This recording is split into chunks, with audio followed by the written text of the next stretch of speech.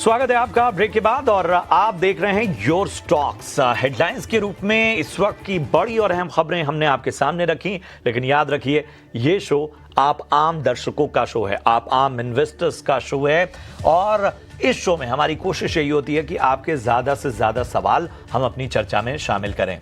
तो your stocks में आपको अपने सवाल भेजने कैसे हैं वो तौर तरीके जान लीजिए। स्क्रीन के एक हिस्से में लगातार एक नंबर फ्लैश होता हुआ नजर आएगा। इस नंबर पर कॉल करके, जो नंबर है वो मैं बता देता हूं, 9167329108। एक बार फिर से नंबर नोट कीजिए, 9167329108। इस नंबर पर फोन करके, एसएमएस करके, व्हाट्सएप करके, जो भी तरीका आपको रास आता हो अपने सवाल पूछ सकते हैं। सोशल मीडिया यानी कि इंस्टाग्राम, ट्विटर यानी एक्स और फेसबुक पर एक्टिव हैं तो वहां पर भी कमेंट कीजिए, वहां के सवाल भी हम शामिल करते हैं। और एक और आसान सा तरीका है, इस शो को लाइव देखते वक्त यूट्यूब में जाइए और कमेंट बॉक्स में अपने सवाल ड्रॉप कर दीजिए। हम जब भी समय मिलेगा बीच बीच में यूट्यूब के भी सवालों को अपनी चर्चा में शामिल करते हैं। और आज आपके तमाम सवालों के जवाब देने के लिए हमारे साथ हैं एंजल वन से राजेश भोसले साहब। राजेश जी, बहुत बहुत स्वागत। चर्चा में शामिल होने के लिए, अपना समय देने के लिए आपका बहुत बहुत धन्यवाद। मैं आपके पास आऊं उससे पहले जरा बाजार का एक चेक ले लेते हैं। तो आज आप देखिए, खास तौर पे निफ्टी में 200 अंकों से ज्यादा की तेजी हमें देखने को मिल रही है। 26,050 के ऊपर, अब 26,100 के धीरे धीरे करीब जाता हुआ निफ्टी। वहीं बैंक निफ्टी की बात करें तो यहां 517 अंकों की तेजी हमें देखने को मिल रही है। 58,800 के ऊपर, 850 के थोड़ा आसपास अब धीरे धीरे जाता हुआ बैंक निफ्टी। निफ्टी और बैंक निफ्टी की तो बात हो गई। ब्रॉडर मार्केट में मिड कैप में जहां हमें आधा % की मजबूती देखने को मिल रही है, स्मॉल कैप से उस तरह का पार्टिसिपेशन देखने को नहीं मिल रहा है। इसके अलावा अगर हम देखें, आपके सामने अगर लेकर आए निफ्टी के गेनर्स की लिस्ट, तो इन्फोसिस लगभग 4.5% मजबूती के साथ निफ्टी का टॉप गेनर इस वक्त बना हुआ है। HCL टेक की बात करें तो 0.25% तक की तेजी हमें देखने को मिल रही है। TCS में देखें तो लगभग 3% की तेजी हम देख पा रहे हैं। एक्सिस बैंक में भी लगभग 3% का उछाल नजर आ रहा है। श्रीराम फाइनेंस अगर हम देखें तो यहां पर भी लगभग आप देखिए 0.3% तक की तेजी देखने को मिल रही है। निफ्टी के लूजर्स की बात करें, निफ्टी टॉप लूजर्स की बात करें तो इटर्नल एक बार फिर से गिरावट का शिकार होता हुआ लगभग 2% टूटता हुआ निफ्टी का टॉप लूजर आज इटर्नल है। भारतीय एयरटेल लगभग 1.5% की गिरावट हमें यहां देखने को मिल रही है। आयशर मोटर्स में लगभग 1% तक की गिरावट है। डॉक्टर रेड्डीज JSW स्टील में भी % से 1% तक की गिरावट यहां नजर आ रही है। चलिए हम सबसे पहले पहुंचेंगे और राजेश जी से बाजार पर राय लेंगे। राजेश जी, बाजार की तेजी लग रहा है कि अब ये मोमेंटम जारी रह सकता है, क्योंकि ग्लोबली भी बहुत चीजें सुधरती नजर आ रही हैं। ट्रंप के साथ रिश्ते और टैरिफ में नरमी के संकेत भी हैं। जी नमस्कार प्रशांत जी, आफ्टरनून। देखिए, मार्केट एक गैप अप के साथ ओपन हुआ है एंड उस गैप को सस्टेन कर रहा है, तो ये काफ़ी एक अच्छी बात हो रही है, क्योंकि हमने देखा कि लास्ट एक साल में कई सारे पॉजिटिव फैक्टर्स हुए थे, बट गैप अप के बाद मार्केट सस्टेन नहीं कर पा रहा था। आज हम गैप अप को सस्टेन कर रहे हैं और एक साल के कंसोलिडेशन के बाद फाइनली एक ब्रेकआउट हमें देखने को मिल रहा है, तो यहाँ से भी बायस पॉजिटिव है। हम आने वाले हफ्तों में नए हाइज एक्सपेक्ट कर रहे हैं and further new milestone Nifty में देख रहे हैं, तो बाय ऑन डिप की रणनीति रखनी चाहिए। रिसेंट जो सितंबर का स्विंग हाई था 25,700 का, तो वो एक ब्रेकआउट लेवल है एंड कोई भी डिप में उन लेवल्स को अगर प्राइसेस रिटेस्ट करते तो एक बाइंग अपॉर्चुनिटी रहेगी। मैं रिट्रेट करूंगा, यहाँ से वापस निफ्टी में न्यू हाई एक्सपेक्ट करें एंड फर्दर फ्रेश लेवल्स हम एक्सपेक्ट करें मार्केट्स में। ठीक है, बैंक निफ्टी पे क्या राय होगी? Bank Nifty definitely Prashant ji एक आउट परफॉर्मर रहा है। इस रैली को जो है सिंगल हैंडेडली बैंकिंग स्पेस ने ड्राइव किया एंड यहाँ से भी हम further expect positive traction expect करें। नियर टर्म में 59,500 60,000 एक इंपॉर्टेंट रेजिस्टेंस रहेगा, पर बैंक निफ्टी में भी सेम व्यू रहेगा, बाय ऑन डिप की रणनीति रखनी चाहिए। निफ्टी और बैंक निफ्टी चूंकि एक अच्छी तेजी देख चुके हैं, इसलिए बाय ऑन डिप्स की रणनीति यहां पर आपको अपनानी होगी। चलिए बढ़ते हैं आगे, पहले कॉलर को अपने साथ जोड़ने की कोशिश करते हैं। विक्रम हमारे साथ इस वक्त हैं। विक्रम, गुड मॉर्निंग, कहां से बात कर रहे हैं? सर मैं नागपुर से बात कर रहा हूँ। अरे वाह, कैसी रही दिवाली? बढ़िया बढ़िया सर। अच्छा, क्या करते हैं विक्रम जी? सर मेरा सिविल इंजीनियर हूँ। अरे वाह वाह वाह, चलिए इंफ्रा और बाकी चीज़ों में आप लोग का योगदान बड़ा इंपॉर्टेंट है। हमें बताइए कि क्या मदद की जाए आज आपकी। सर मेरे पास टाटा पावर शेयर है। हम्म, भाव बताएंगे? हेलो, जी टाटा पावर शेयर है सर आज। ठीक है, 395 की बाइंग है आपकी। हाँ यस सर। चलिए, तो पहले तो ठीक है, मतलब आपने स्टॉक में अच्छे लेवल पे खरीदारी की है, इसलिए प्रॉफिट हो रहा है। हमें एक बार बताइए कि कितना समय देना चाहते हैं आप इस स्टॉक को। सर ये लॉन्ग टर्म के लिए साल 2 साल 3 साल जैसे भी। चलिए, टाटा पावर 395 की अच्छी लेवल पे बाइंग है, यहाँ पर प्रॉफिट भी इनको होता हुआ। राजेश जी, लॉन्ग टर्म के खिलाड़ी हैं और टाटा पावर में 1.5-2 साल रुक सकते हैं, क्या राय होगी आपकी? जी प्रशांत जी, डेफिनेटली होल्ड रखना चाहिए। लास्ट 6 मंथ से कोई मेजर ट्रैक्शन देखने को नहीं मिला है काउंटर में, बट कहीं ना कहीं एक बेस फॉर्मेशन जो है वीकली चार्ट में इस काउंटर में दिखाई दे रहा है। एक इम्पोर्टेंट लेवल जो यहाँ पे इनको वॉच करना होगा वो होगा 420 का। एंड जैसे 420 के ऊपर प्राइस सस्टेन करता है तो इस स्टॉक में भी एक पॉजिटिव मोमेंटम देखने को मिल सकता है, जिसके बाद स्टॉक जो है 490 से 500 के लेवल्स रिटेस्ट कर सकता है। Having said that, long term trader है तो होल्ड रखना चाहिए।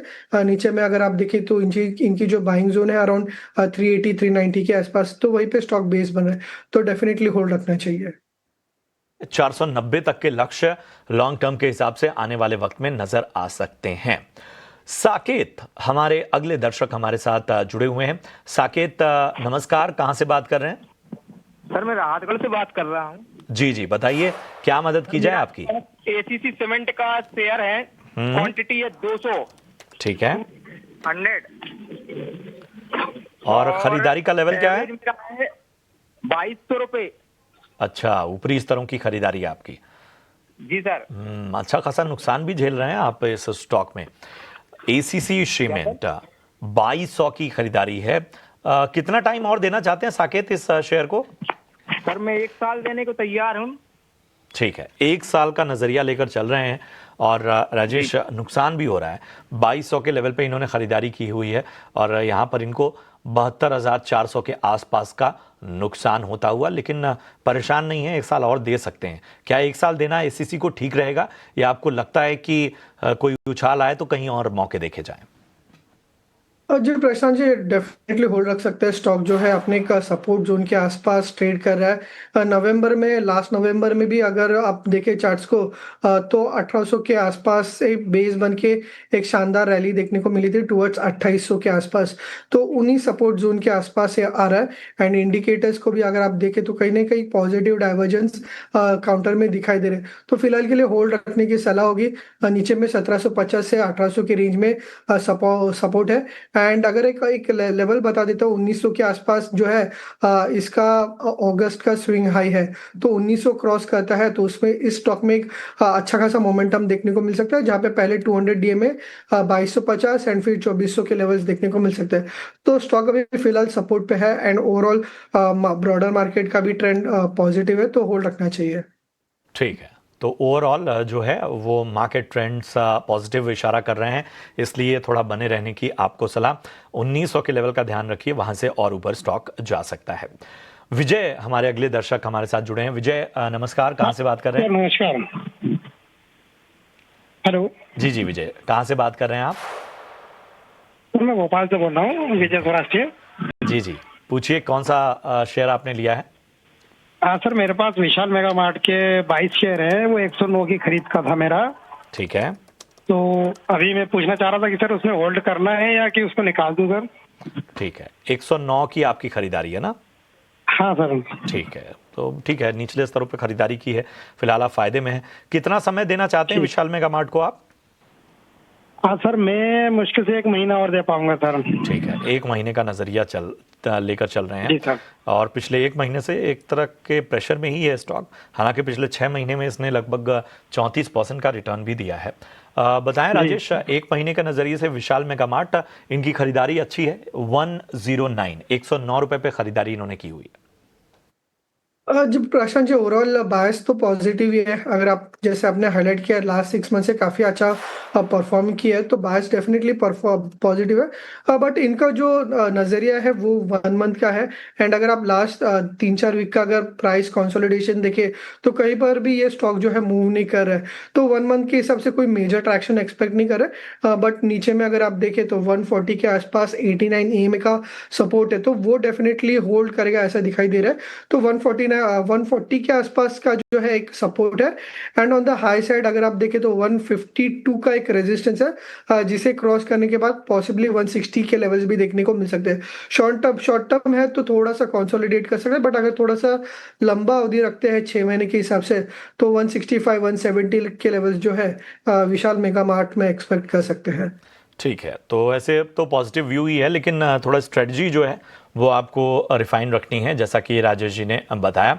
और विशाल मेगा मार्ट में जैसा हमने आपको बताया है कि किस तरह से जो है वो स्टॉक ने पिछले 6 महीने में लगभग 34% का रिटर्न दिया हुआ है।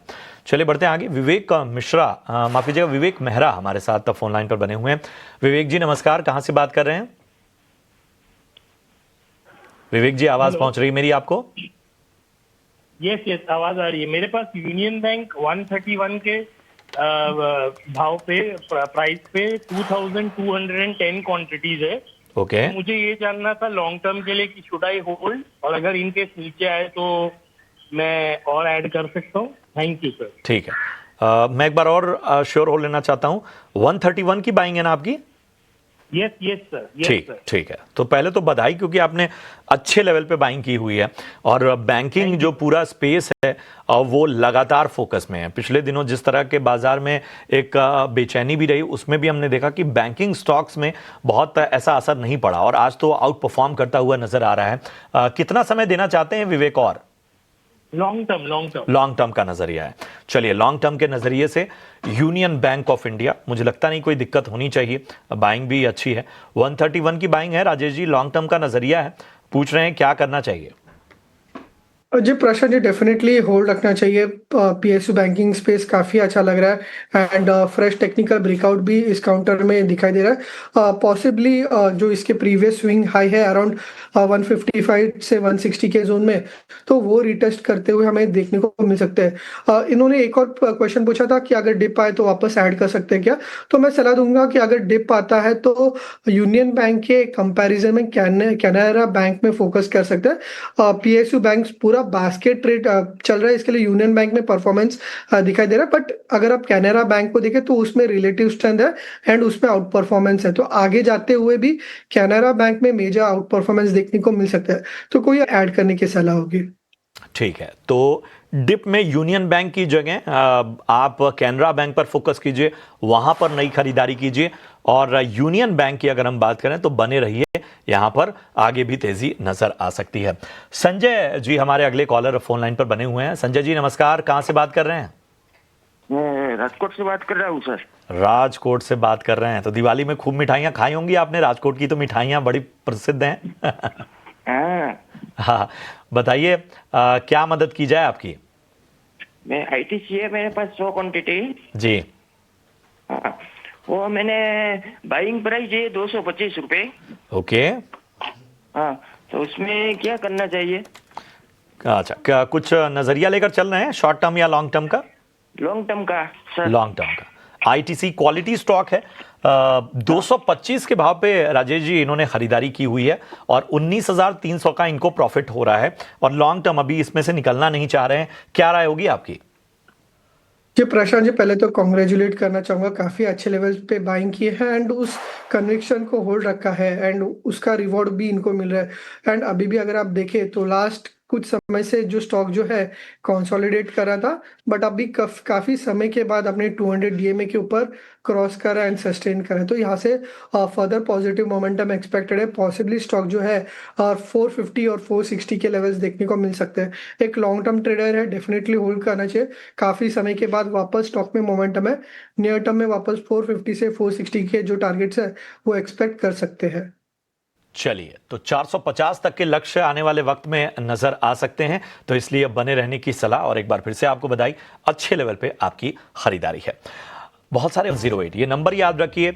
इस नंबर पर कॉल करके, व्हाट्सएप करके, मैसेज करके आप अपने सवाल हम तक पहुंचा सकते हैं। सोशल मीडिया पर भी अपने सवाल भेज सकते हैं और यूट्यूब के कमेंट बॉक्स में भी अपने सवाल हम तक पहुंचा सकते हैं। बाजार में तेजी जो है वो अपवर्ड ट्रेंड्स में धीरे धीरे और ज्यादा बेहतर होती जा रही है। आप देखिए निफ्टी लगभग 26,100 के पास अब धीरे धीरे जाता हुआ 219 अंकों की तेजी। बैंक निफ्टी की आउट परफॉर्मेंस अलग ही जारी है। 530 अंकों की तेजी यहां पर देखने को मिल रही है। 58,550 के पास अब इस वक्त पहुंच चुका है बैंक निफ्टी। तो अपवर्ड ट्रेंड्स मार्केट के जारी हैं। कई सेक्टर्स में एक्शन नजर आ रहा है और इसकी वजह से बाजार में एक बेहतर माहौल, खासतौर पे फेस्टिविटीज के बाद बाजार जैसा खुला है। चलिए बढ़ते हैं आगे और अपने साथ पहले कॉलर को अपने साथ जोड़ते हैं। अनिंदय पाल हमारे साथ जुड़े हैं। अनिंदय, बहुत बहुत स्वागत आपका। बताइए कौन सा स्टॉक आपने लिया हुआ है? तिलक नगर इंडस्ट्री है जी, 489 बाइंग प्राइस है और 60 शेयर है। ठीक है। तिलक नगर इंडस्ट्रीज आपने फर्स्ट टाइम 489 टारगेट 489 पे खरीदा है ना? हाँ ये सर। और गेल आपने किस भाव पे लिया है? डिलीवरी में 60 शेयर। अच्छा, डिलीवरी। टारगेट पूछना है मुझे। डिलीवरी में कितना, किस भाव पे लिया आपने? 489 अच्छा, 489 ये भी आपने लिया हुआ है। 60 शेयर। ठीक है। चलिए, दो स्टॉक्स तिलक नगर इंडस्ट्रीज और डिलीवरी, इन दोनों पर राय जानना चाहते हैं। तिलक नगर 489 और डिलीवरी भी 489 पे ही भाव पे इन्होंने लिया हुआ है। इस बीच मैं परिचय करा दूं, हमारे साथ गौरव शर्मा हमारे साथ जुड़ चुके हैं। गौरव जी, बहुत बहुत स्वागत आपका। ग्लोब कैपिटल के हेड ऑफ रिसर्च हैं गौरव। अच्छा लग रहा है आपसे बातचीत करते हुए। तिलक नगर इंडस्ट्रीज को अपने रडार पे ले आइए। 489 की बाइंग है, 489 की ही बाइंग डिलीवरी में भी है। इन दोनों स्टॉक पर राय दीजिए। नमस्कार Prashant, good afternoon to you and to all the viewers. पहले तिलक नगर इंडस्ट्रीज की बात कर लेते हैं। लगभग बाइंग प्राइस के पे ही चल रहा है, 489 का ही करंट मार्केट प्राइस है। इसी लेवल पे उन्होंने बाय किया है। शेयर के अंदर कोई कमी नहीं नजर आ रही है, उन्हें अपनी पोजीशन होल्ड रखनी चाहिए। ट्रेडिंग पर्सपेक्टिव से अगर उन्होंने छोटी अवधि के लिए शेयर लिया है तो 465 रुपए का एक स्टॉप लॉस लगा रहे हैं और अपने पोजीशन को होल्ड करें। 525 का जो उसका लाइफ टाइम हाइज बने हैं मुझे जल्दी आते नजर आ रहे हैं। शेयर के अंदर जरूर टेस्ट होंगे, अपनी पोजीशन को होल्ड करें। दूसरा शेयर उनके पास है डिलीवरी, वो भी 489 के अराउंड की बाइंग है। लगभग शेयर बाइंग प्राइस के आसपास ही ट्रेड कर रहा है। चार्ट फॉर्मेशंस काफी पॉजिटिव हैं, हायर लेवल्स पे कंसोलिडेट हो रहा है। नथिंग बैड, पोजीशन को होल्ड करना चाहिए। 460 का स्टॉप रखें और शेयर एक बार अगर अपने ब्रेकआउट पे निकलता है, ब्रेकआउट पॉइंट रहेगा समवट अराउंड इनके बाइंग प्राइस पे 489.90 के जोन पे निकलेगा, तब फिर हायर लेवल्स 500 550 तक के टेस्ट करेगा स्टॉक। चलिए, तो ये है राय आपको डिलीवरी में मिलती हुई। कल्पेश जी को शामिल करते हैं। अच्छा, ये कल्पेश जी का सवाल यूट्यूब के जरिए आया हुआ है। इनका सवाल डीसीबी बैंक पे है और इन्होंने डीसीबी बैंक में खरीदारी जो है वो 140 के लेवल पे की हुई है। बैंकिंग आज स्टॉक जो है वो सभी फोकस में है। डीसीबी बैंक आप देखिए, हालांकि एक तरह का दबाव ज़रूर यहाँ पर देखने को मिल रहा है। लगभग 0.5% की कमज़ोरी हमें देखने को मिल रही है, लेकिन क्या ज़बरदस्त तेज़ी नज़र आई है डीसीबी बैंक में। आप देखिए, पिछले 5 ट्रेडिंग सेशन में ये स्टॉक 129 रुपए से लेके और अब 157 रुपए तक पहुंच गया है। मतलब लगभग आप सोचिए 22% का रिटर्न अब तक का जो है वो डीसीबी बैंक ने पिछले 5 ट्रेडिंग सेशन में ही दे दिया है। और इनकी जो खरीदारी है वो भी 140 के आसपास की है। फायदा इनको हो रहा है। पिछले 1 महीने में भी ये स्टॉक लगभग 25% चला है।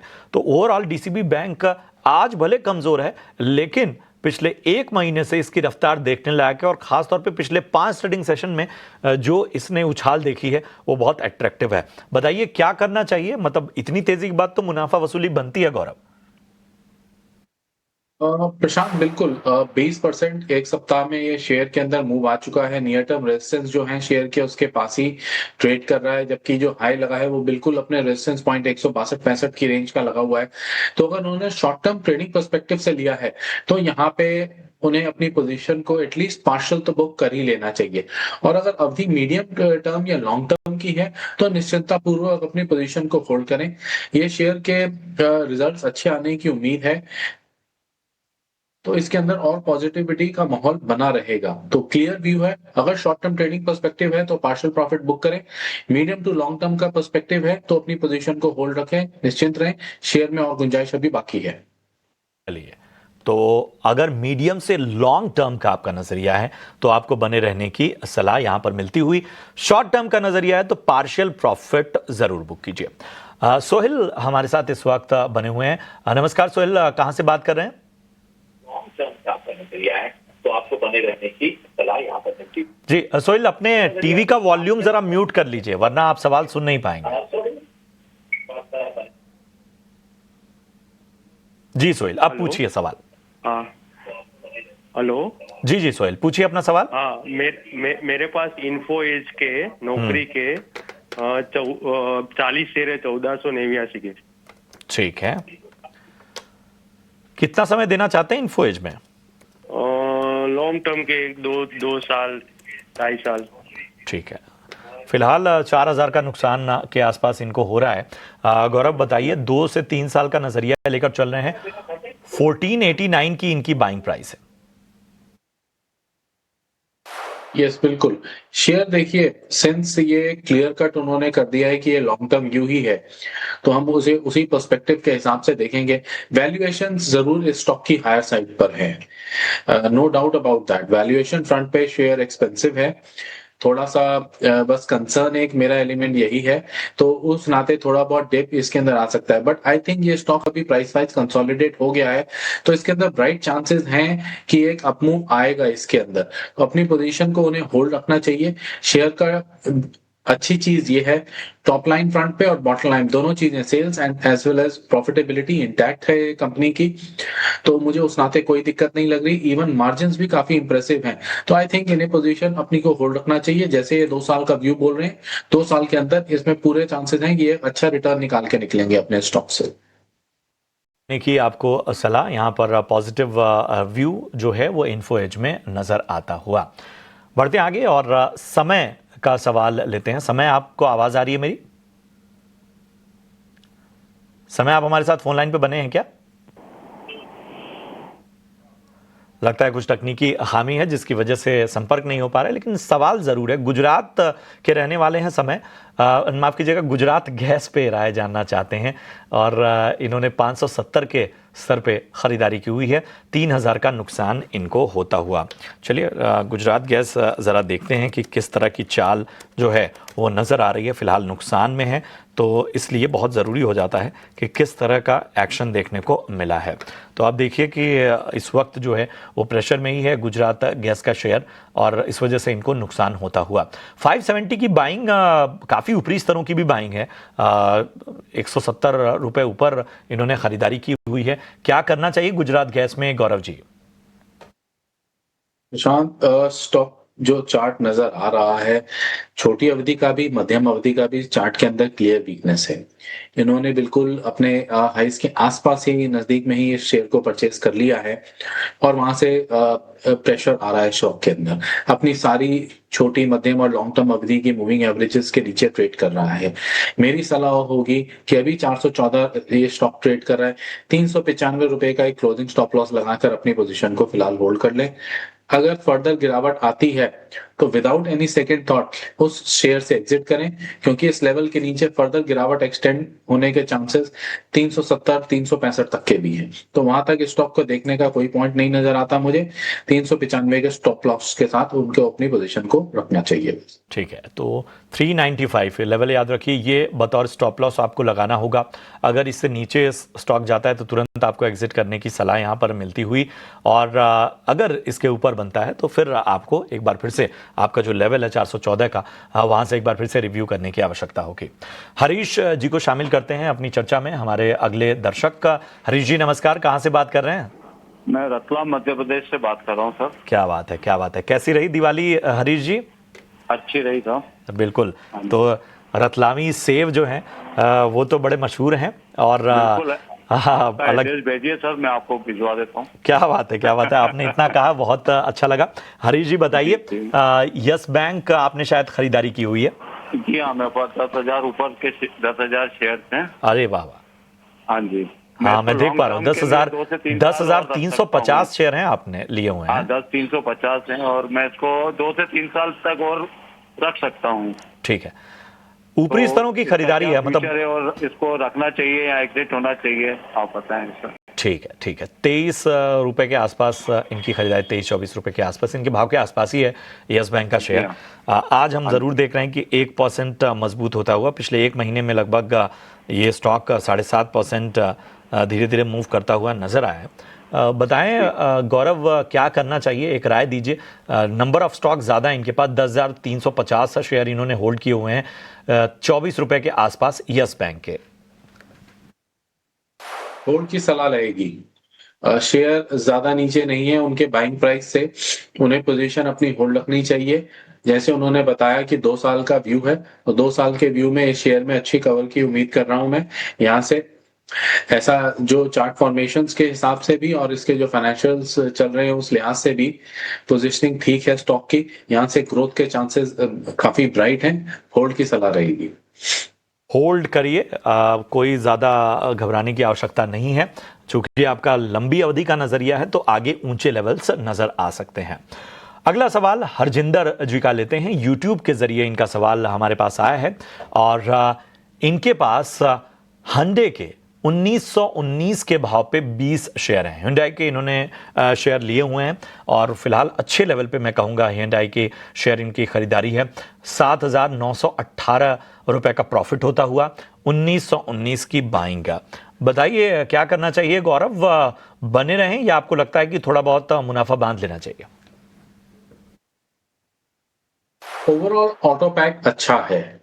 इस धनतेरस पे जो फिगर्स अभी सामने आए हैं वो भी बहुत पॉजिटिविटी ही इंडिकेट कर रहे हैं, जिसके चलते अगले महीने के जो अक्टूबर मंथ के जो सेल्स फिगर्स हमें मिलेंगे आगे चलते हुए, उसमें भी हम पॉजिटिविटी ही उम्मीद कर रहे हैं। ये हुआ ओवरऑल ऑटो सेक्टर का व्यू। अब hyundai पिछले कुछ समय से थोड़ा सा प्रॉफिट टेकिंग के माहौल में चल रहा है, अपना 2800-2900 के करीब का हाई लगाने के बाद इसके अंदर प्रॉफिट टेकिंग का माहौल चल रहा है। बट जितना इसके अंदर अभी आ चुका है ग्रोथ, प्रॉफिट टेकिंग अब फर्दर डिक्लाइन तो बहुत कम नजर आता है। मुझे एक अच्छे सपोर्ट्स इस शेयर में 2150-2160 की रेंज में नजर आ रहे हैं। तो अगर थोड़ा सा ब्रॉडर व्यू रख लें तो आई थिंक इस पोजीशन को उन्हें होल्ड कर लेना चाहिए। घबराने वाली ऐसा कोई बात नहीं है, सारी चीजें ठीक चल रही हैं कंपनी के साथ, nothing to worry at all. थोड़ा बहुत गिरावट और यहाँ से एक्सटेंड हो सकता है 2-4% टाइप का, उसके बाद ये स्टॉक के अंदर अपना रिवर्सल आएगा। यहाँ भी होल्ड की सलाह ही रहेगी करने की आपको सलाह। ओवरऑल ऑटो पॉकेट्स और उसमें भी hyundai मोटर्स यहाँ पर जो है वो कोई ज़्यादा दिक्कत की बात नहीं है। चलिए ब्रेक के बाद और अब बढ़ते हैं आगे। आईटी शेयरों में आज जोरदार तेजी देखने को मिल रही है। क्यों एक्शन में है आईटी स्टॉक्स, बताने के लिए मौजूद हैं मेरे सहयोगी अभिषेक सत्यव्रता। अभिषेक बताइए, आईटी में ये जो जोरदार तेजी नजर आ रही है, आखिर इसकी वजहें क्या है? जी देखिए, कई सारे ट्रिगर बन रहे हैं आईटी स्टॉक्स के लिए और आज हम देख रहे हैं कि चौतरफा तेजी का माहौल है और इन्फोसिस लीड कर रहा है आज की तेजी को। दरअसल देखिए, ट्रेड डील को लेकर ऑप्टिमिज्म है कि भारत और अमेरिका के बीच में एक बेहतर ट्रेड डील हो सकती है। दिवाली के मौके पर दोनों देशों के शीर्ष नेताओं ने बातचीत की है और कुछ मीडिया रिपोर्ट्स ये सजेस्ट कर रहे हैं कि भारत पर जो भी 50% का टैरिफ ये घटकर 15 से 16% तक आ सकती है और ये बातचीत चल रही है। तो ये उम्मीदें बढ़ रही हैं, देखते हैं कि आगे क्या कुछ होता है, लेकिन सेंटिमेंट निश्चित तौर पर बेहतर होते हुए नजर आ रहे हैं। और आज आप निफ्टी आईटी में जो 10 शेयर हैं, ओरेकल फाइनेंशियल को छोड़ दीजिए, तो 10 में से 9 शेयर आज आपको चलते हुए दिखाई देंगे और पिछले 6 में से 5 सत्र में आईटी शेयरों में तेजी हो चुकी है। और हमने देखा था कि टीसीएस के नतीजे अच्छे आए थे, उसके बाद इन्फोसिस के नंबर्स अच्छे आए थे और उसके चलते सेक्टर में तेजी का माहौल बना है। तो बेहतर ट्रेड डील की उम्मीद है। और दूसरी चीज यह है कि H1B वीजा को लेकर अमेरिकी प्रशासन की तरफ से कुछ अपडेट्स आए हैं और उन्होंने ये सफाई दी है कि स्टेटस चेंज और एक्सटेंशन के मामलों में जो $1 लाख की जो वीजा फीस जो लगनी है वो नहीं लगेगी।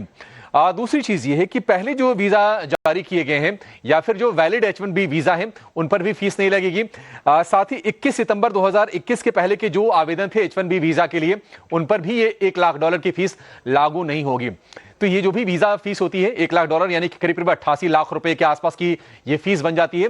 ये एम्प्लॉयर को यानी कि IT कंपनीज को भरना पड़ता है। तो ये एक तरह से ये बड़ी राहत है।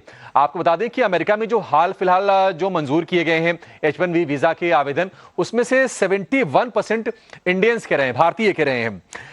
दूसरी चीज ये है कि देखिए FIs की खरीदारी लौट आई है भारतीय बाजार में। पिछले 11 में से 9 सत्र में FIs की बाइंग हुई है। हालांकि क्वांटम थोड़ा छोटा जरूर रहा है, लेकिन नोटिस करने वाली चीज ये है कि BFSI को अगर आप छोड़ दें तो IT में सबसे ज्यादा पैसा FIs की तरफ से आता है। तो ये एक ऑप्टिमिज्म बिल्ड हो रहा है कि अगर FIs की तरफ से शॉर्ट कवरिंग होती है और नया निवेश आता है तो निश्चित तौर पर IT कंपनीज के लिए एक फायदे वाली चीज होगी। आपको बता दें कि मार्च 2025 तक के जो आंकड़े हैं BFSI में FIs का टोटल निवेश करीब 35% के आसपास का था और दूसरे नंबर पर टेक्नोलॉजी था करीब 10% के आसपास के निवेश के साथ। बाकी ऑटोमोबाइल और तेल गैस हेल्थ केयर तीसरे चौथे पांचवें नंबर पर ये आते हैं। इन्फोसिस आज आपको ज्यादा शाइन करता हुआ दिखाई देगा और करीब 4.5-5% के आसपास की तेजी है। लगातार तीसरे सत्र में ये शेयर चल रहा है। इन्फोसिस के तेजी के पीछे की वजह यह है कि 18,000 करोड़ रुपए का बायबैक इनका होना है और इसमें अपडेट आया है कि कंपनी के जो प्रमोटर है जिसमें कि नारायण मूर्ति है, नंदन निलेकणी है, सुधा मूर्ति है और भी तमाम लोग हैं, करीब 13% के आसपास का हिस्सा वो रखते हैं। वो पार्टिसिपेट नहीं करेंगे तो उसे होगी दो चीजें। एक तो ये होगा कि अगर वो पार्टिसिपेट नहीं करते हैं तो प्रोमोटर का स्टेक जो है वो बढ़ जाएगा, वो बढ़ के हो जाएगा करीब 13.5% के आसपास का। और प्रमोटर के हिस्सा नहीं लेने से एक और चीज होगी कि जो एक्सेप्टेंस रेशियो होगा वो रिटेल के लिए बेहतर हो जाएगा। तो निश्चित तौर पर ये एक फायदे की चीज है और इसके चलते हम देख रहे हैं कि इन्फोसिस में आज फ्रेश बाइंग होते हुए हम देख रहे हैं। आपको बता दें कि 11 सितंबर को इन्फोसिस के बोर्ड ने 1800 रुपए प्रति शेयर के भाव पर बायबैक को मंजूरी दी थी और ये 1800 रुपए के भाव पर ही बायबैक होगा और टोटल अगर हम पेड अप इक्विटी साइज की बात करें तो वो करीब 2.5% के आसपास की है। तो निश्चित तौर पर मल्टीपल ट्रिगर्स हैं, लेकिन केंद्र में यह है कि भारत और अमेरिका के अगर रिश्ते बेहतर होते हैं और अगर ट्रेड डील अगर अच्छी स्ट्राइक होती है तो निश्चित तौर पर ये पूरे सेक्टर के लिए, जिस पर थोड़े मंदी का साया हमने देखा था भारत और अमेरिका के रिश्तों में जब तलखी आई थी, ये चीजें यहां से बेहतर होने की शुरुआत हो जाएगी।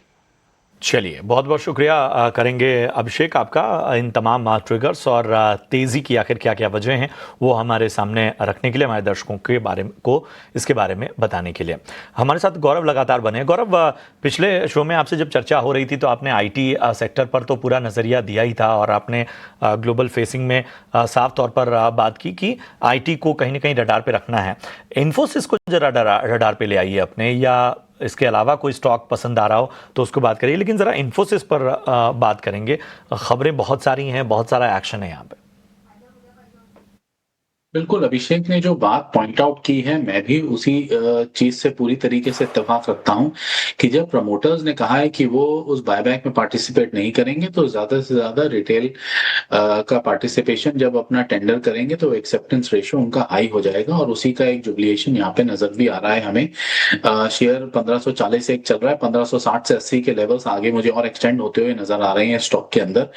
तो और साथ ही साथ में H1B वीजा के ऊपर जो नरमी बढ़ती गई है, ट्रेड डील के ऊपर जो बातचीत अब एडवांस स्तर पे चल रही है कि अच्छे नोट पे एक समझौता होगा जो कि दोनों देशों के लिए और दोनों देशों की इकोनॉमीज के लिए आगे फ्यूचर में बेहतरी लेकर आए, इन पॉइंट्स के ऊपर समझौता हो। तो आई थिंक उसी होप के अंदर IT इंडेक्स और पूरे ब्रॉडर मार्केट्स में और पूरे निफ्टी इंडेक्स के अंदर आज हम ये 200 पॉइंट की उछाल देख रहे हैं।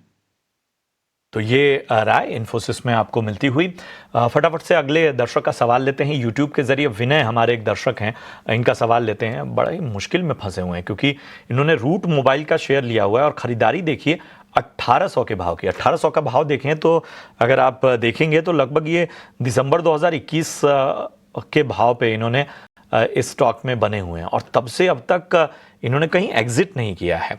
फिलहाल इनको चूंकि शेयरों की क्वांटिटी कम है इसलिए 24,600 के आसपास का ही नुकसान हो रहा है। गौरव, जरा बताइए रूट मोबाइल में कहां एग्जिट के मौके खोजे जाएं, 1800 की बाइंग है? कमाल की बात है, काफी लंबे समय से उन्होंने इस शेयर को होल्ड रखा हुआ है, जबकि शेयर में लोअर लोज ही बनते चले जा रहे हैं। उन्हें एक कॉल पहले ले लेनी चाहिए थी, क्योंकि कई संकेत दिए इस शेयर ने। 1400 के नीचे का ब्रेकडाउन जब इसके अंदर आया तो वो एक संकेत था। उसके बाद शेयर जब कंसोलिडेशन में गया, 1100 की रेंज में उसका ब्रेकडाउन आया, तब वो भी एक संकेत था कि शेयर में जान नहीं है और मोमेंटम अपना लूज होता चले जा रहा है। हर लेवल पे सेल ऑफ हो रहा है। यहाँ भी करंट लेवल पे भी मेरी एग्जिट की ही सलाह रहेगी। उन्हें ये कड़वा घूंट पी लेना चाहिए और अपनी जितनी भी अब निवेश की अपनी मूल राशि बची है उसको लेके कुछ और बेटर सेक्टर और स्टॉक्स की तरफ इन्वेस्ट करना चाहिए। नुकसान तो आपको हो रहा है, लेकिन इससे ज़्यादा का नुकसान हो सकता है, इसलिए यहाँ से एग्जिट कर लीजिए, उसी में भलाई है आपको। वैसे तो 1400 वाले स्तर पे ही कहीं ना कहीं एग्जिट कर लेना चाहिए था। चलिए एक आखिरी सवाल लेते हैं ऋषभ का, और इन्होंने जेके टायर पे राय जाननी चाहिए। अच्छी बाइंग, इंटरेस्टिंग बाइंग मैं कहूँगा। 411 411 की इनकी बाइंग है, और पिछले 5 ट्रेडिंग सेशन में एक मोमेंटम हमने देखा है। आज ज़रूर थोड़ा प्रेशर है, लेकिन पिछले 5 ट्रेडिंग सेशन में लगभग 7% उछाल जो है वो शेयर देता हुआ नजर आया। एक महीने में 9.25% चला है, और पिछले 6 महीने में 34.5% का जो है वो रिटर्न देता हुआ जेके टायर नजर आया है। बने रहना चाहिए जेके टायर में, या आपको लगता है कि थोड़ा बहुत मुनाफा बांध लेना चाहिए? बताइए क्या राय होगी। 411 की बाइंग है गौरव। प्रशांत, पहले तो ओवरऑल चार्ट, हम ओवरऑल ये जो इंडस्ट्री है टायर इंडस्ट्री की अगर हम बात करें तो उसके पूरी इंडस्ट्री में ही एक अच्छा माहौल है इस समय। अपोलो टायर के अंदर भी अगर हम वीकली गेन्स की बात करें तो 4%, मंथली गेन्स की बात करें तो क्लोज टू 8% के गेन्स हैं। जेके टायर ने ऑल्दो आउट परफॉर्म किया है उस स्पेस के अंदर, नो डाउट अबाउट दैट, लेकिन अन्य टायर कंपनीज के अंदर भी परफॉर्मेंस काफी शानदार रही है। सीएट फॉर दैट मैटर अगर हम देखें तो वीकली गेन्स 15%, मंथली गेन्स 27-28% के करीब के रहे हैं। तो ये दरअसल क्या है, जिस तरीके का माहौल अभी चल रहा है, जैसे हमने बताया मैंने स्टार्टिंग ऑफ द शो में, दैट ऑटो सेक्टर पे हम बुलिश हैं, तब ऑटो विदाउट टायर्स तो पॉसिबल है ही नहीं। और साथ ही साथ में जो रिप्लेसमेंट डिमांड है वो भी काफी अच्छी आ रही है। और ओवरऑल अगर मैं बात करें तो वैल्यूएशन फ्रंट्स पे भी tyre companies are not that expensive. JK tyre का भी वैल्यूएशन रीजनेबल है, 24-25 के प्राइस टू अर्निंग के वैल्यूएशन पे स्टॉक अभी करंट लेवल पे ट्रेड कर रहा है। बिल्कुल, कोई भी मेजर रेड फ्लैग्स नहीं है, टॉप लाइन ग्रोथ नजर आ रही है। केवल एक कंसर्निंग फैक्टर थोड़ा सा उतार चढ़ाव मार्जिन फ्रंट पे जरूर नजर आता है, लेकिन ओवरऑल चीज अच्छी लग रही है। तो जेके टायर की भी जब हम बात करें तो यहाँ पे स्टॉक को उन्हें होल्ड रखना चाहिए। थोड़ा बहुत डिप आए और अगर उनके पास गुंजाइश हो तो कुछ पोजीशन ऐड ऑन कर सकते हैं। 390 का भाव अगर मिलता है तो बहुत अच्छा लेवल होगा। वाकई। तो चलिए पॉजिटिव व्यू जेके टायर पे आपको मिलता हुआ। शुक्रिया करेंगे गौरव अपना कीमती समय देने के लिए और तमाम दर्शकों के सवालों का जवाब देने के लिए। फिलहाल यो स्टॉक में आज के लिए इतना ही, लेकिन आप अपने सवाल हम तक पहुंचाते रहिए, हम अपनी अगली चर्चाओं में शामिल करेंगे। हमें दीजिए इजाजत, आगे